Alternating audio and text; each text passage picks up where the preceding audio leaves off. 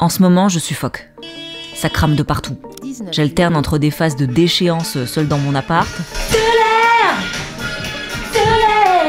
des envies de sortir le lance-flamme moi aussi tellement je suis en colère, et puis comme tout le monde, le besoin de me rapprocher de l'eau. L'eau, c'est le socle de mon métier de pépiniériste. C'est l'eau qui active la germination de toutes les graines que je fais pousser. C'est l'eau qui continue de les faire grandir ensuite, et en vrai, c'est un gros stress à maîtriser ce truc. Entre un arrosage fait à l'arrache, une météo complètement bipolaire. Alors ces derniers temps, j'avais envie de m'intéresser aux zones humides. Parce que c'est souvent un slogan qu'on voit en manif, et que j'aime beaucoup. Mais en vrai, zone humide, je sais pas, c'est flou comme terme, non? C'est quoi une zone humide? Un trou avec de l'eau? C'est la mer? Un marécage? Je me suis souvenu que j'avais une pote dans le sud qui était bien calée sur le sujet. Elle était ingénieure écologue avant de se reconvertir dans le maraîchage. Elle m'a mise en contact avec une ancienne collègue à elle qui a accepté de m'embarquer voir des zones humides. Ça me donnait l'occasion de partir de Paris quelques jours et enfin d'en savoir plus sur le sujet. Bienvenue en zone humide. Bon, ça y est, j'attends mon bus pour rejoindre la ferme de ma pote Laetitia. Et juste un petit point sur les trains de nuit. C'est très bien. J'ai plutôt relativement bien dormi, mis à part qu'on a eu d'un côté une meuf qui lâchait des caisses horribles. J'ai pensé à un moment donné qu'on allait finir mourir asphyxiée. Et une autre personne qui ronflait. Le classique. Pour les femmes qui ont peur de voyager seules, vous pouvez cocher quand vous prenez votre billet voyage femme seule et vous êtes assuré d'être dans un compartiment où il y aura que des meufs et du coup ça peut être peut-être un peu rassurant.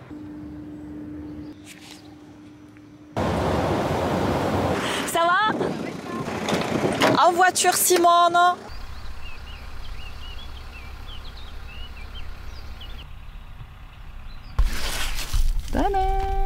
Bisous. Toi, en tant que maraîchère, quel est l'intérêt de protéger et de valoriser les zones humides? C'est des endroits assez précieux, il y en a peu. Ouais. Et dans les plaines comme ici, on les a beaucoup drainés. Ici, c'était que des zones humides, il y avait le ruisseau qui passait en plein milieu, c'était que des prairies humides, mais ça a été drainé pour pouvoir les cultiver. Après, moi, chaque zone humide qu'il va y avoir sur le bassin versant de la rivière qui est en bas, ça va être une zone qui va faire tampon, qui va garder l'eau quand il y en a trop et qui va la restituer quand il y en a pendant les sécheresses. Et donc qui va faire que mon ruisseau il va couler. Plus j'ai le microclimat qui est lié au ruisseau, plus j'ai des écosystèmes qui sont liés au ruisseau, moins j'ai d'eau croupie, donc moins j'ai de moustiques, c'est tout ça. Oui, parlons-en des moustiques. C'est vraiment l'enfer. Maintenant on parle beaucoup de compensation, donc c'est tu détruis un milieu, donc tu recrées un milieu qui va avoir les mêmes... propriétés écologiques. Oui, ça vaut pas des millénaires de tourbe. Ouais, voilà, c'est ça. Ça vaut pas ce que a priori ce que la nature a fait, c'est quand même ce qu'il y a de mieux.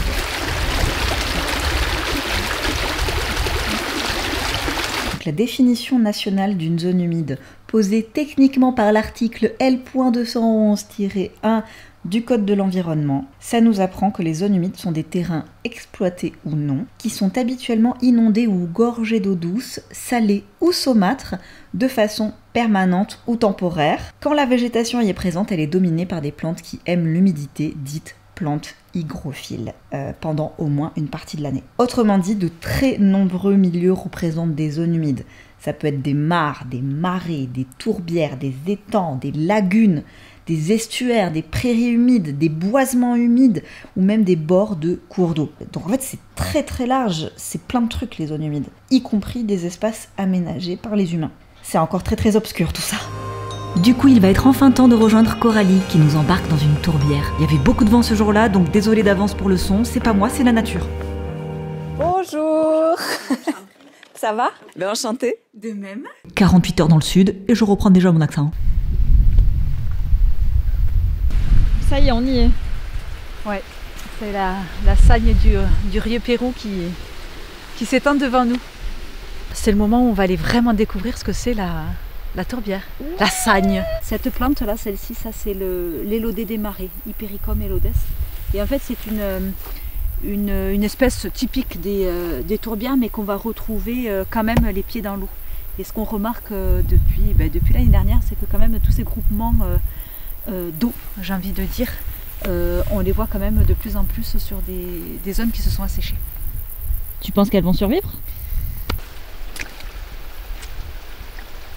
Bon, c'est là que c'est un peu délicat. ça y est, je m'enfonce. Il fallait bien qu'on débute comme ça, hein. Est-ce que tu peux te présenter, nous dire ce que tu fais dans la vie? Oui, donc moi je suis Coralie. Je suis animatrice technique d'un programme qui s'appelle le Réseau Sagne. Le Réseau Sagne, c'est un programme public donc, qui est financé par l'Agence de l'eau Adour-Garonne, la région Occitanie et via les fonds européens. Et il a pour objectif la préservation des zones humides. Alors, la particularité de ce programme, c'est vraiment de venir en appui technique, en accompagnement en fait, auprès des gestionnaires de ces milieux-là. Que ce soit des agriculteurs, que ce soit des collectivités, que ce soit des particuliers, que ce soit l'ONF, que ce soit des forestiers privés, que ce soit... Enfin, on a vraiment à cœur d'accompagner vraiment tous les profils en fait. Le maître mot, c'est vraiment la préservation du milieu.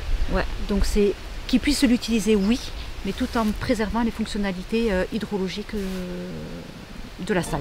C'est vraiment l'eau qui contrôle la vie sur ce type de milieu. Donc une mare pourra être considérée comme zone humide si elle est envahie par la végétation. Et c'est comme ça aussi qu'on caractérise des zones humides, c'est par la végétation, une végétation spécifique, et ou par des sondages pédologiques pour regarder les traces laissées par l'eau dans le sol.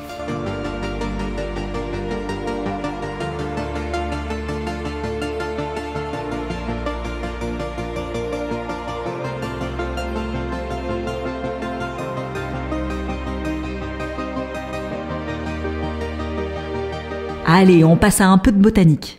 La Sagne se compose d'une tige avec quelques rameaux et d'un capitulum sur son extrémité.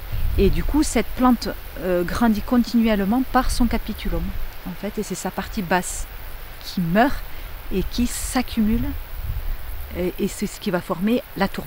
Et cette plante, elle est constituée de deux types de cellules. Donc on a les cellules chlorophylliennes, comme tout type de végétaux, et on a d'autres cellules, des cellules vides qu'on appelle les hyalocystes, qui sont vides et qui vont se remplir d'eau. Et c'est ce qui fait de la sphène ce rôle un peu d'éponge, c'est qu'elle se gorge d'eau en fait. Donc c'est l'acide hyaluronique du sol, quoi. C'est la linaigrette. Linaigrette. Ouais. À son extrémité, ça forme des épis un peu soyeux, comme des fils de soie en fait, et qui volent au vent. Et on a vraiment l'impression que c'est du coton.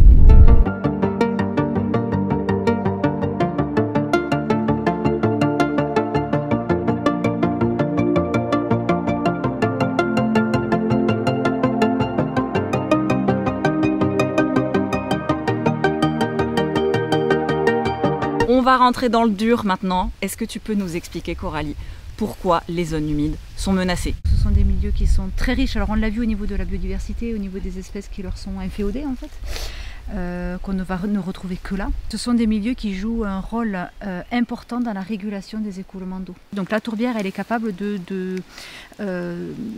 d'amasser des grandes quantités d'eau et de les restituer progressivement au cours d'eau en fait. Donc elle a vraiment ce rôle d'éponge. Voilà. Ça permet de réguler aussi les effets de crue. Les tourbières jouent des rôles de puits de carbone. Alors ce qui les menace, ça va être tout ce qui va être artificialisation, l'urbanisation. Urbanisation, l'étalement urbain, on en a marre. Les maisons individuelles, tout ça. Les autoroutes. Les autoroutes. On s'en fout des autoroutes. On veut des chevaux, nous, à la place. Tu veux dire que les zones humides, c'est un peu vu comme nous, les friches en milieu urbain. C'est des zones un peu vulgaires, quoi. C'est un truc qui sert à rien. C'est un truc qui sert à rien. Ces dernières années, on se retrouve que on a de l'herbe verte dans les prairies, oui, mais elle est cramée. Donc on est quand même bien content de pouvoir aller amener ces vaches dans la zone humide parce que c'est quand même encore un peu vert. Et même si la nourriture, elle n'est pas forcément de super qualité, mais elles ont de quoi manger et de quoi remplir l'estomac. Enfin, au niveau du milieu agricole, elles sont quand même prises en compte, de plus en plus, en tout cas. Tu as évoqué l'histoire du pâturage. Oui. Est-ce que c'est une solution? Ce qu'il faut comprendre, c'est que le pâturage va permettre de maintenir le milieu ouvert et du coup d'avoir une grande diversité floristique. Donc au niveau de la biodiversité, ça va être vraiment très intéressant. Après, nous, on travaille avec des gens, des fois des particuliers, qui n'ont pas les moyens de gestion. Il n'y a pas forcément d'agriculteurs à côté qui pourraient y mettre des bêtes. Donc c'est des milieux on peut dire non, on les laisse évoluer spontanément. Mais ce n'est pas de la destruction en fait. Le milieu, son fonctionnement hydrologique n'est pas perturbé. Alors on est bien d'accord, il faut faire pâturer ces sites de façon régulée en fait. On revient toujours à ce sujet de l'intensivité, quoi. C'est-à-dire un éco-pâturage, ok, pour réguler, mais du surpâturage, oui, c'est... Il faut éviter, ouais, non. Quand on parle de zone humide, pour la protéger, il faut quand même aussi comprendre son fonctionnement. Parce qu'en fait, on l'a vu, mais les eaux d'alimentation d'une zone humide, ce n'est pas forcément sous la zone humide en fait. Elles ne sont pas toutes de type alluvial, donc c'est pas forcément le ruisseau, la nappe d'accompagnement du cours d'eau qui alimente la zone humide. Donc en fait, quand on fait des aménagements, notamment la création de pistes pour l'implantation d'éoliennes par exemple, il faut quand même être vigilant à ce qu'on n'intercepte pas les écoulements d'eau alimentant la zone humide. Bon, globalement, il faut arrêter de construire des trucs, quoi. Puis faire en sorte que l'eau reste le plus longtemps possible là où elle tombe. Tu sais que je suis citadine, Coralie.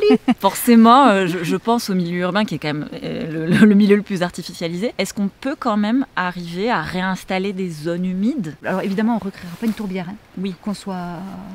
Mais on pourrait imaginer beaucoup plus de points d'eau dans les parcs.